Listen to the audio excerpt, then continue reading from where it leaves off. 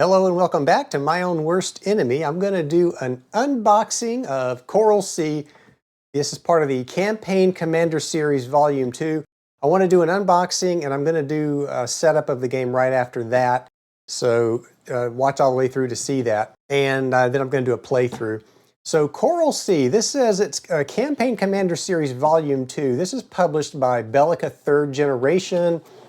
And it is a Spanish company. Now, I did look up Bellica 3rd Generation online, and near as I can tell, they may still be around. There are games definitely published after this one, and it looks like they might still be around, but I haven't seen any recent activity, so I'm not quite sure if they are still making games or not. Hopefully so, though. We'll have to see what happens there. But this is Volume 2 in this Campaign Commander series. I'm not familiar with that series, so I'm not really sure what exactly that means, but maybe we'll find out when we jump into this one. I did buy this because, of course, it is Pacific World War II, which I absolutely love. So we're going to just take a quick look at the components, and like I said, then we're going to set things up. So the game scale here, regiments, battalions. So this is an operational game. The map is, I think it's a standard size map. We'll have to check that once we get in here as well. 2 players, 3 to 4 hours to play. And some other difficulty ratings. It looks like it's rated a 3, which is fairly easy. Not sure what the heck interactivity would mean. I have no idea. And simulation, no clue. Again, ratings are pretty much meaningless on all these board games, in my opinion.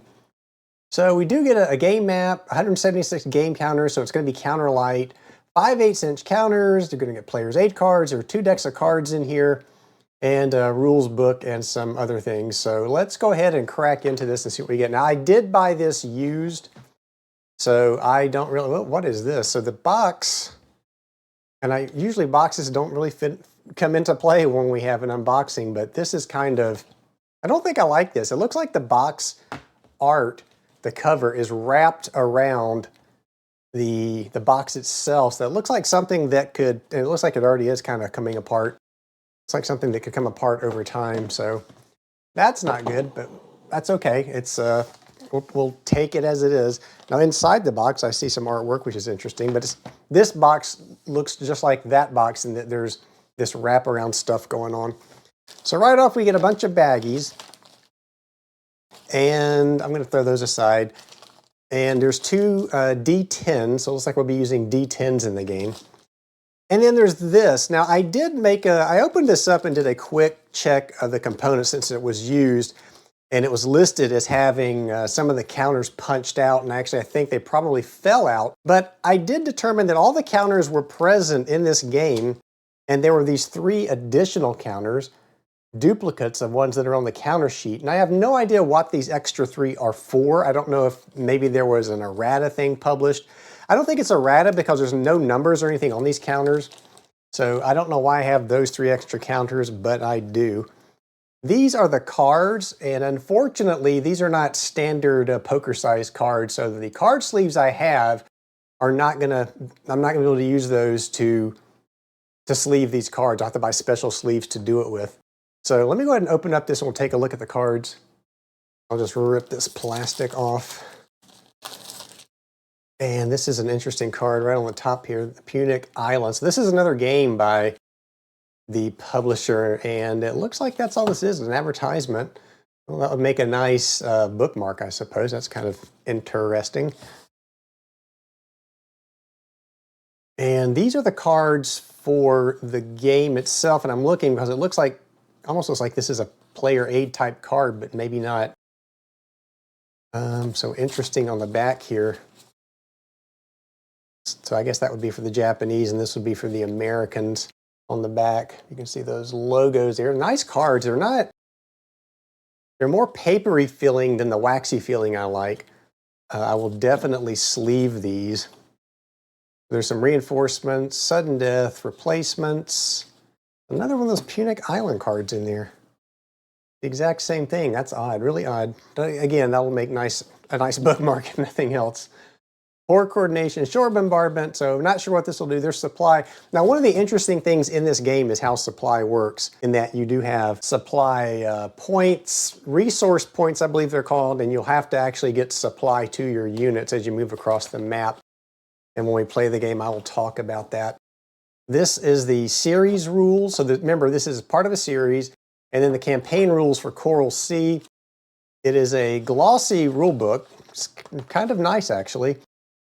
Full color. The text is big enough to read easily.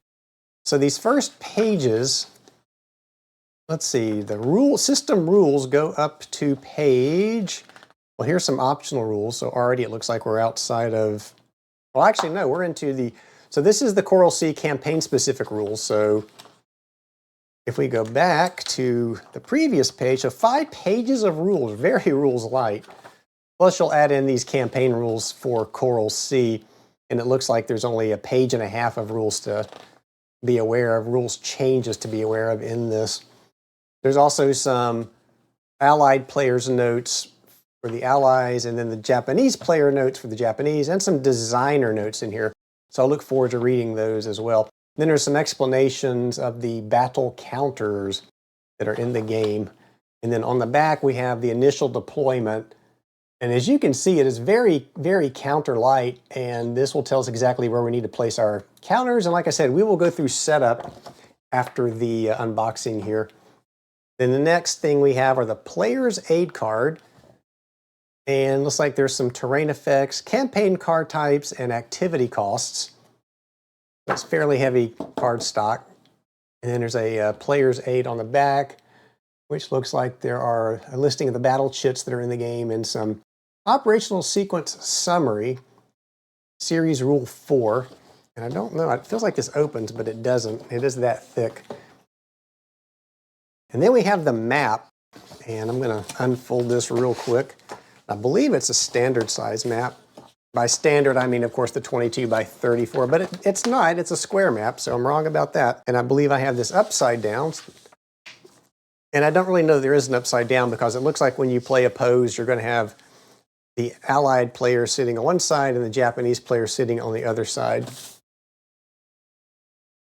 So you have a place for your cards to go. Looks like you have a place for some of your units.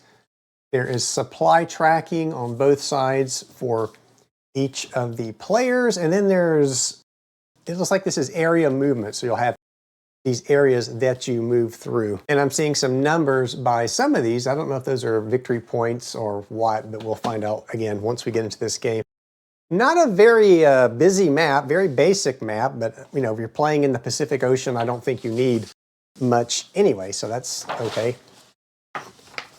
Let's get this out of the way, and finally we will have a look at the counters in this game.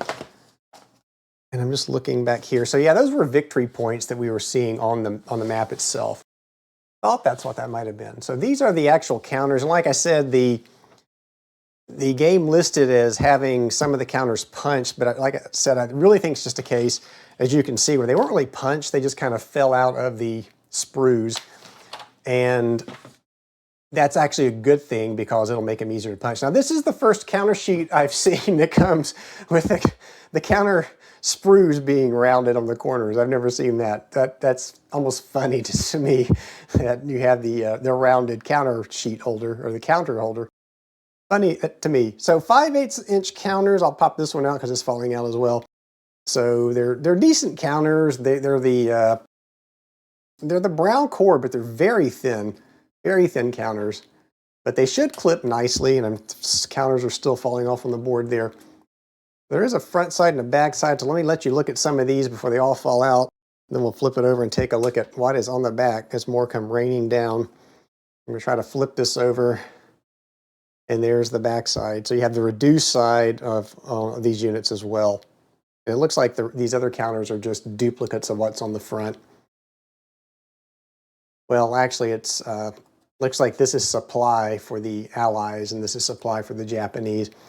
And like I said, the supply in this game is really, really interesting, and I look forward to trying it out. It looks like you're going to have to be really careful about moving your supply and supplying your units. Otherwise, you're going to have units stuck in the middle of the ocean, unable to move. That's it. Just a quick unboxing. I want to get this one to the table pretty quick. So what I will do, we'll stop it here and I will go through and set this game up. And once I do that, we'll talk about it a little bit more and then we will dive into a playthrough. Okay, so now I've got the map set up on the table. We're going to go quickly through what you need to do to set the game up. There's not much.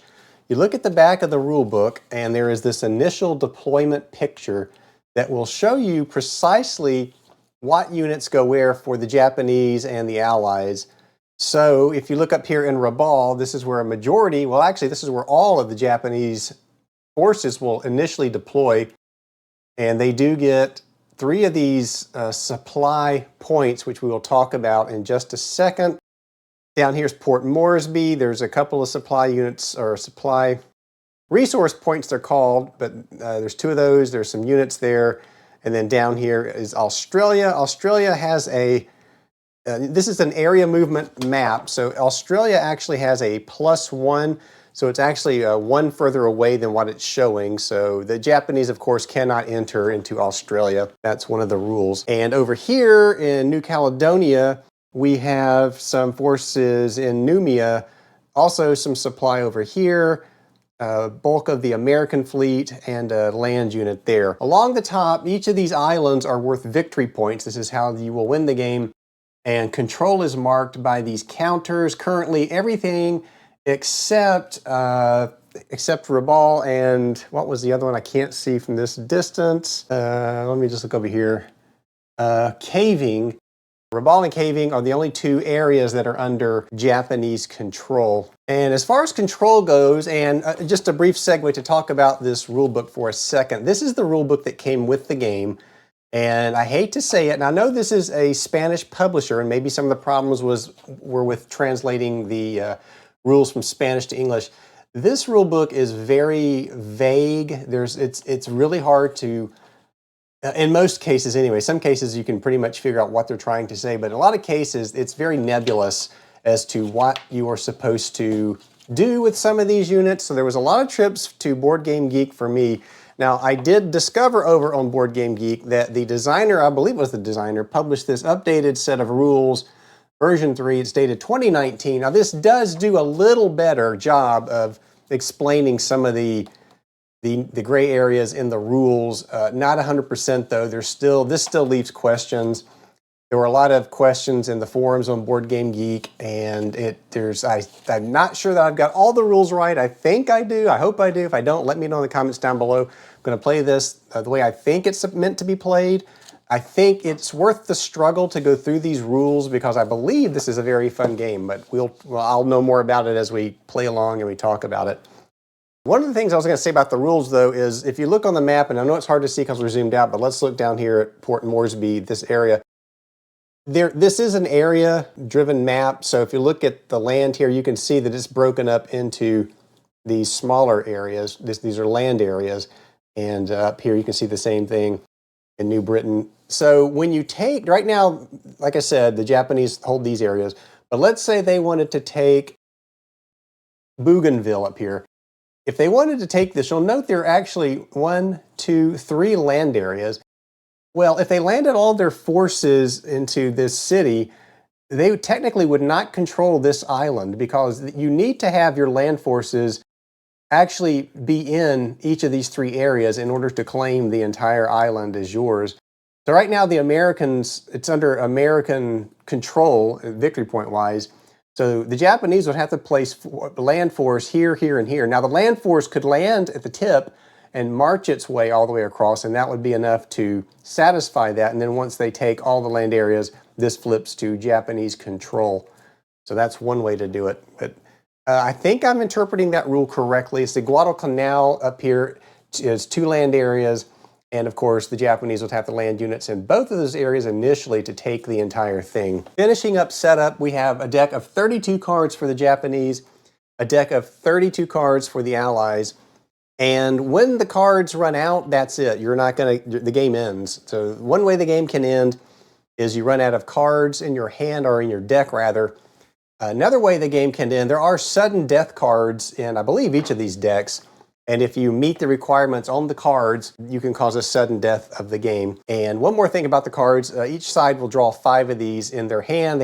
You have a 5 max card limit for your hand, so we'll do that when we start the game. We will be tracking our supply points for the Japanese on this side of the map, supply points for the Allies on this side of the map, and we'll talk about how that works once we actually start playing the game. There are some other areas on the map, and that is you can see the discard pile is here, so that's self-explanatory. There's a dead pile here for units that are eliminated. There's reinforcements. So for reinforcements, that's basically just the units that are not on the board right now, and I've got a GMT tray here that has all the counters in it, and I'll just be pulling from this instead of having them all. I don't think there's enough room to have them on the board anyway. There may be. There's not that many counters here. And one other quick note about the counters. This is a resource point, as it's called in the game. I got it upside down there. That's a resource point for the Japanese. You flip it, that's one for the Allies. So these resource points markers, there's not a lot of them, and this is not a finite, it's not a hard limit on these. In other words, if I need more of these counters, I will use tokens or I'll print up more. There could be a resource point marker shortage in the game, so I'll use something to add more if we get to that point. So I believe that's pretty much everything you need to know to set this game up. I don't think I left anything out. We will now go ahead and talk about the game itself and play through an operation. I won't call it a turn. This game is very interesting in that it really doesn't have turns, normal turns that we're used to in wargaming. You know, you take your turn, then I take my turn. It's gonna be almost like a bid to see who goes first. There is initiative. So I'm going to grab this little green X. This will show who has initiative. The Japanese, I'm going to put it up here by their card deck. They're going to start with the initiative. The Allies can gain the initiative, but they do that through having achieved certain requirements. And let's go ahead and look that up real quick so I can let you know what those requirements are. And this is in the rule book, the actual rule book, the one that came with the game. So initiative, the Japanese player has initiative at the start of the game. And it says, take into account the Allied strategic card entitled Tracking Stations. So if the Allied player gains that card, then it has to control at least 3 of the following urban area islands. And it lists those 3. And then it says the Allies have, what does that say? The Allies have destroyed at least 8 Japanese ground or naval forces. And in addition, you're going to have to take, it says Leh and Buna, Port Moresby, Bougainville, and Guadalcanal. So you'd have to hold 3 of those areas. So getting the initiative for the Allies is going to be pretty difficult. And now one thing that they can kind of do to get the initiative, when we start playing the game, the first thing we're going to do, each side has this special token in their hand. And I will hold this up so we can see it. So each side has one of these tokens, and you'll place on the board when you start what you want to do. So on this is the map side of this token. So this says the Japanese player wants to make an operation on the map. If he had put out the other side, the card side, it would mean that the Japanese player wants to take a card action. So depending on what chit shows what will determine also in some cases who gets to go first. So if both sides decided that they wanted to take an operation on the map, then there would be a roll-off to see who gets to go first. And the bad thing about that is whoever gets to go first doesn't go first. They're the only player that gets to go at all. So they'll be the only player to take an operation on the map, and the other side's simply going to lose the chance to do anything.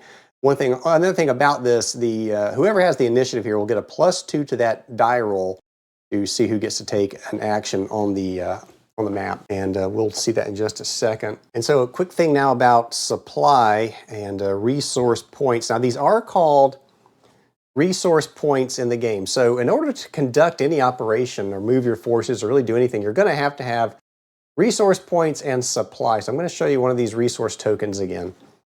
And it's just a counter that has oil barrels on it. There's the Allied side. There's the Japanese side. So in order to conduct an operation, so let's say we're starting the game and I have these forces here and I want to move them out. So the first thing I would have to do is declare an operation starting in this area. So there's 2 operation markers. There is a land operation marker and there is a sea area operation marker. So I would grab the one that has the ship on it, the sea area, and I would declare this is where I'm going to conduct my operation. And when you can do an on-map operation, you have to spend a resource point. Now, again, these tokens are resource points. So I would take one of these counters and I would burn it. I would say, all right, I'm using that to now conduct an operation. By burning that counter, that's going to give me 6 supply points. So these are the supply points available. We'll track them up here. So I've moved this to 6, and now I can spend points, and there is on the player aid card, and I'll grab that. On the player aid card, there is a activity called summary, and you can see on the left or the right column there the supply point cost to do certain actions on the map. So burn the resource point, and now I have 6 supply points, and I can activate, say, this stack of naval units and move it. And on the counter, we didn't talk about counters, so let me grab a couple of those. So on the counter, you can see on the number on the lower right-hand side, that's going to be your movement factor. And that will tell you how many areas you can move. The number on the lower left side is going to deal with cohesion. So that's a number that a unit's going to have to roll that or under to pass a cohesion test. And we'll talk about that once we get into combat. And before you go any further, these, let me put the supply of the resource point back. So I'm not going to call these, I know the game calls these resource points. I think that's a bad choice of wording. These really should be called supply sources or just supply. So this is supply that provides supply points for you to conduct your actions with. I'm going to refer to these resource points as either supply sources or just supply. So if you hear me say supply or supply source, I'm talking about a resource point. And I may call them resource point too, because we get how that's already in my mind from playing the game so many times and reading the instruction manual over and over and over to try to figure this game out. And like I said, I think it's worth the effort to figure this game out. And that's one of the reasons why I'm doing this video. I think this is a very good Pacific war game. 2-player, it's not huge, it's operational level, which is kind of, unique. And, you do feel like a commander. When you conduct an operation, like I just showed you, you've got to think about not just what units you're going to carry with you, what ships are going to go with you, but you've also got to think about how you're going to supply those ships. So remember, a ship can carry 3 land units and 1 supply source. So you're going to have to transport your supply into these areas. So you're going to have to make sure you bring enough supplies, or you have a way of getting supplies to those units. Otherwise, they're going to be just stuck sitting there, unable to do anything. So you've really got to think about planning your operations. We've talked about victory. There's sudden death. There's who has the most victory points at the end of the game. We'll track that on the map up there. US side or the Allied side has the same areas that the Japanese side has. So I think we've got a pretty good overview of what's happening now. Like I said, not a lot of rules, but they are very, very, very difficult to parse through. So what I'm going to do is we're just going to start playing, and I think as you see the game played, it will make sense. And it's really, once you've learned the rules of this game, I think it's a very fun game to play. So we will jump in and start. If you see something I'm doing wrong, and I'll even ask questions. If I come up to a rule that I'm making an interpretation on, I'll state that, and if someone knows, then maybe they could clarify it in the comments down below. So completing setup, I'm going to go ahead and draw 5 cards for the Japanese. So 1, 2, 3, 4, 5. So we've got 5 cards for the Japanese. I'll double check that. 1, 2, 3, 4, 5. I'm just going to set those off to the side this way to show that they are in their hand. Again, you can have 5 cards in your hand max, so the allies will get 1, 2, 3, 4, 5.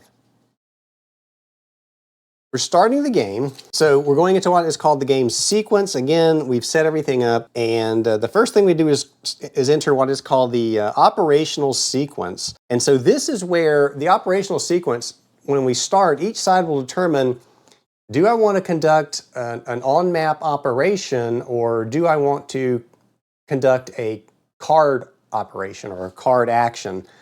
And so each player is now going to have to decide what they want to do. And we will start by doing that. And I'm going to start looking at the Japanese hand. You want to look at your cards because you may want to take a card actions. Cards can provide a supply. They can supply more units and other things. So you want to make sure that you know what the cards are in your hand. So for the Japanese, we'll look at these really quick. So there's zeros. Now the blue bordered cards, these can be used in battle. And here it says play during a naval battle. When your opponent plays an airstrike battle chit, and we'll talk about the battle chits when we actually have a battle. Battle is very interesting in this game as well. You use chits to conduct battle. But this card would negate that chit. Knee mortar. Play during a land battle, one enemy land unit is depleted immediately. So you play that and your enemy unit is depleted. Townsville bombed. Play if you control Port Moresby. You gain 4 victory points. So there are requirements for some of these cards to be played.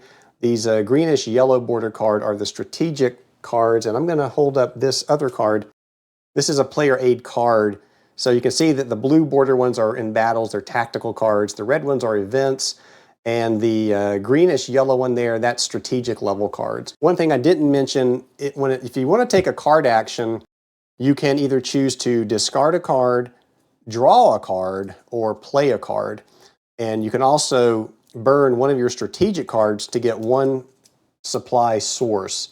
And you can only put your supply sources in, for the Japanese, it's Rabaul, and it's New Caledonia for the Allies, initially anyway. I think that's right. I think they might be able to put these in other places, but remember, you're going to have to transport those with your Navy. And then, so here's one supply. So you play this card, and immediately that's going to give you 3 more of these supply sources to play with. So for the Japanese, this is a very, very powerful card. You know, it's the beginning of World War II. The Japanese are having a really hard time getting supplies. Here's another nice one, reinforcements. And it says to place these units at Rabaul. So you would take these counters out of your reinforcements and you would place them into Rabaul. So the Japanese have a lot of good cards in their hand here. And that said, one of the things the Japanese, I think, want to do early on is move these forces out and take the Solomon Islands up here. So they would love to have Guadalcanal. That's worth 5 victory points. And so one of the things the Japanese can do is make a quick run for Guadalcanal and try to take that. And I may do that because if they do that, then it looks like there's a lot of reinforcements and supply that we could back up that action. If I didn't have the supply or these extra units, these cards in my hand, then I may not want to do that. So what do the Japanese want to do here? I think the Japanese are going to say, we want to do an on-map operation. So they're going to make a run for Guadalcanal. I believe that's what they want to do. Now we're going to look at the Allied side. So the Allies, they have a skip bombing card. Play this card costs 1 resource point. So you would have to spend one of your resource points to play this card. And it says you can also only play it if you've already played the George C. Kinney card. So I didn't mention these, there are these permanent cards that can come into play. And when they're out, then that's when, or in this case, when the George C. Kinney card is out, that's when I could play this card. So I can't really do anything with it. Coast Watchers, play this card before rolling the dice while deciding the initiative. For this moment only, you have the strategic initiative. You add 2 to your die roll and win tie. So this would help the Allies win the initiative if that's what they want to do, if they need the initiative for some reason. There's an air transport card. Again, the George C. Kinney card must be out. So Henderson Field, choose a single area within 4 areas of one of your airfields. Each enemy unit in that area must make a cohesion check. So it's airstrike, basically. Now, you can build airfields. There are airfields on the map already. And I think Port Moresby has a airfield marker on it. You can build more airfields. And I don't know if those are limited by counter mix or not. There's 3 for each side. And you can use a ground unit to build an airfield. And then, of course, the airstrikes will come into play through these cards and battle chits. And then there's radar, and this is use this in a battle. It would negate the chit that the Japanese side would play for night battles. So looking at this, what do the Allies want to do here? So I don't think these cards are that great for the Allied side. I think they may want to try to conduct an on-map operation as well. Now I could try to seize the initiative here because remember, I'm going to play the Allies they also want to conduct an on-map operation. So we're going to have to do a roll-off here for initiative. So I could play the Coast Watchers card that would let me have the initiative. And it's not that important right now, I don't think, for the Allies to move first. So I'm not going to use that card on that. So now what do? We roll the 2d10s. The Japanese will get a +2 to this roll because they do currently have the overall initiative. So whoever wins the roll-off here will get to go conduct an on-map operation, and then the loser will not get to do anything. So we're going to roll these 2 dice.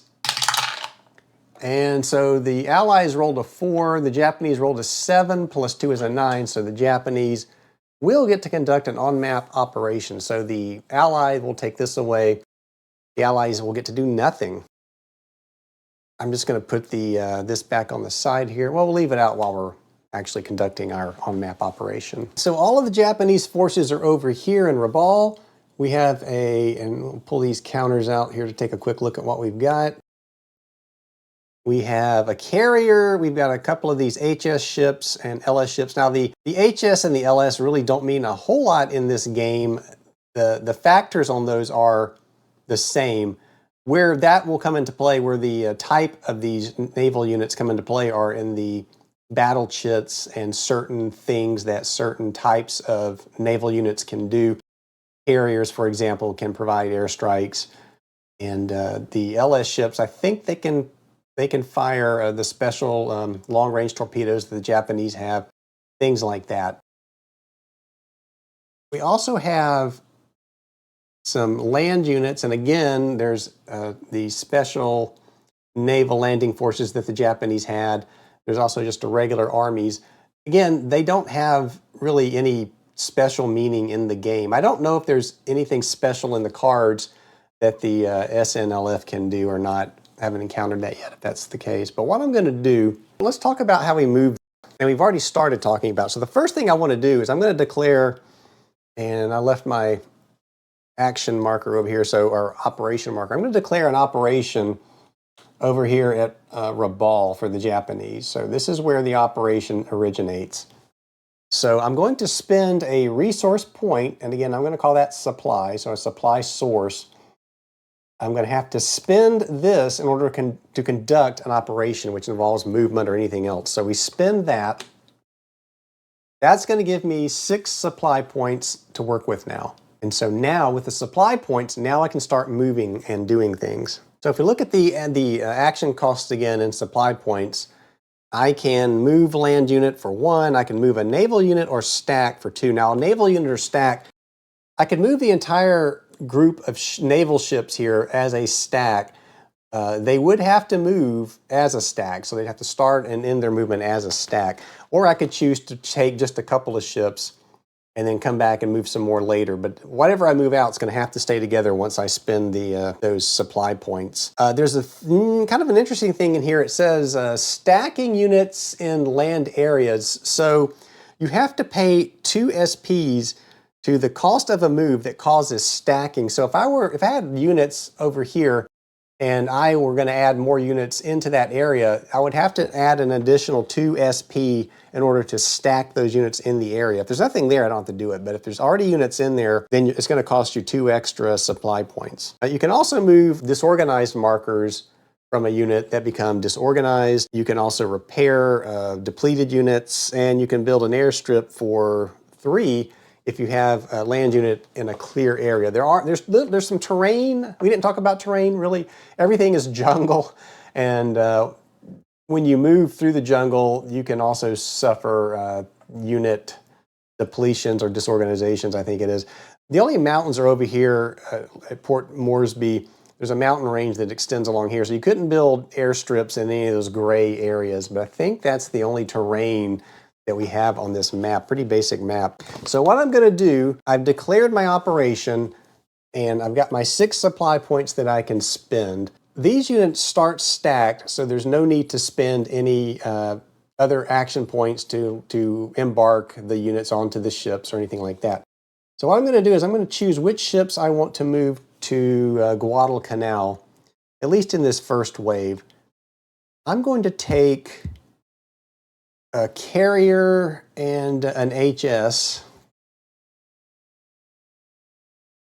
and I'm going to take one of these Special Naval Landing Forces with me.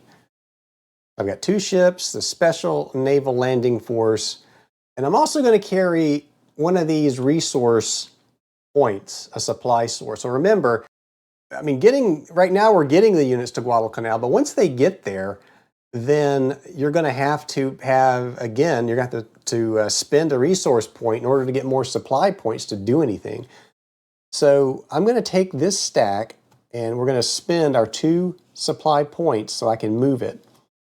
And now that I've activated it and I can move it, the naval units can move lower right-hand corner. They can move up to 6 areas. Well, because we now have loaded units onto the ships, or we're transporting units, the maximum number of areas they can move now is 4. So that's in the rules, where if you're carrying these units, maximum movement is 4. So they're going to have to move slower.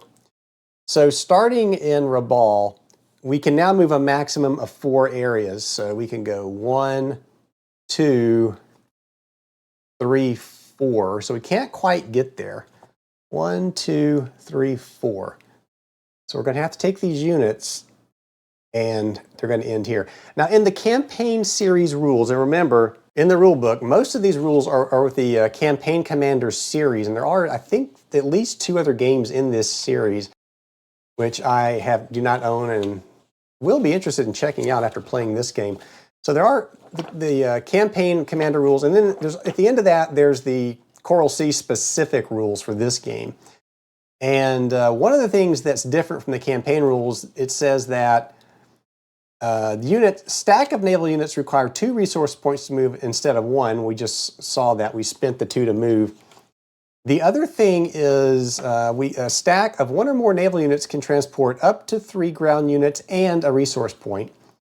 And the other thing is naval units can stop their movement in a sea area. So in other words, in the campaign rules, I believe you were required to stop in another port. In this case, though, that is not the requirement. We can stop here in the sea area. Okay, so that's as much as I can do with this stack of units. I'm trying to get them to Guadalcanal. We want to take Guadalcanal if we can. Note, though, that I've only spent 2 supply points to do that. I still have 4 supply points remaining, so I can still take actions. What I'm going to do is I'm going to take another one of these Special Naval Landing Forces. I'm going to take an HS and an LS. And they're going to transport this landing force. So it's the same thing again. I'm going to have to spend 2 supply points to move this stack from Rabaul.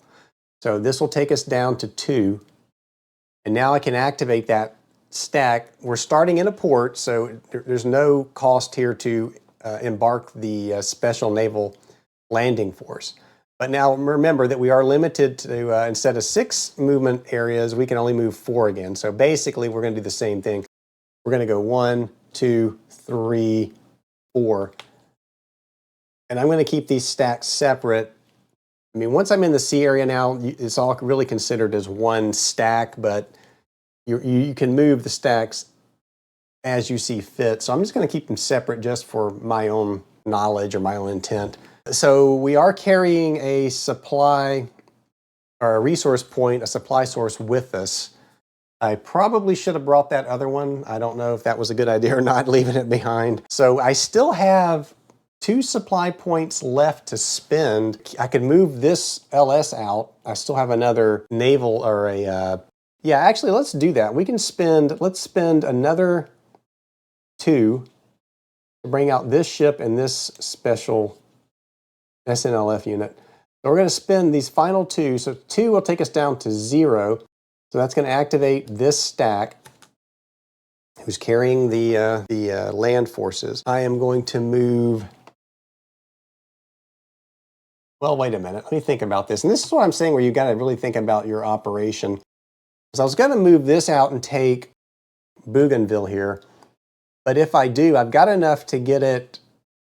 Well, let's see. I think I may have enough to get it over and back. So this will work. I'm thinking in terms of having supply and getting it there and back again.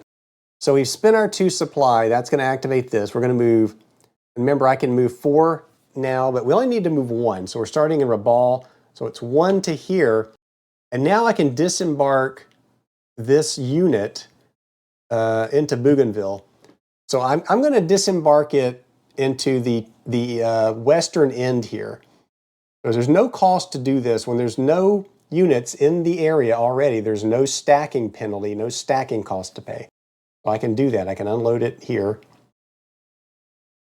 And also, because I started in a port, this unit was really already on the ship, so he can disembark. So when we stop to unload a unit, to disembark a unit, we pause our movement for our naval unit. So I started with 4, and that's why I've got the dice over here. So now we're down to 3. So it cost us 1 to move into this area.